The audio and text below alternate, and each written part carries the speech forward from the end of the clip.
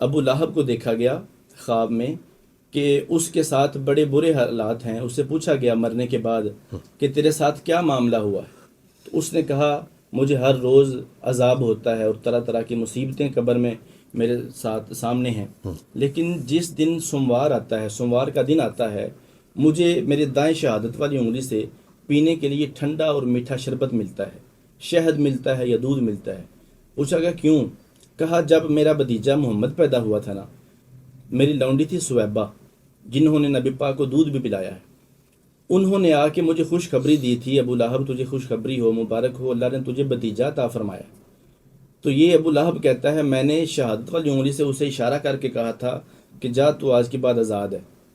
کہتے مجھے ہر پورا ہفتہ عذاب میں مبتلا رہتا ہوں، جب سوموار کا دن آتا ہے تو مجھے اس عمل کی برکت سے اس انگلی سے کچھ پینے کو نصیب ہوتا ہے.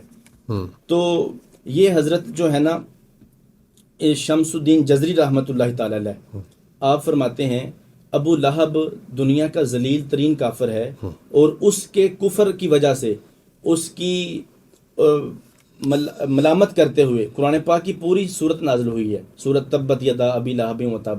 فرماتے ہیں وہ کافر اگر نبی پاک کے میلاد کی وجہ سے تھوڑی سی خوشی کرے، اللہ اسے قبر میں اس کا اجر ضرور عطا فرماتا ہے. تو فرماتے ہیں فما حال الموحد المسلمی، اس مسلمان موحد کا کیا حال ہوگا جو نبی پاک کی آمد پہ میلاد مناتا ہے اور خوشیاں مناتا ہے، یقیناً اللہ تعالیٰ اسے دونوں جہان کی خوشیاں اور نعمتیں عطا فرمائے.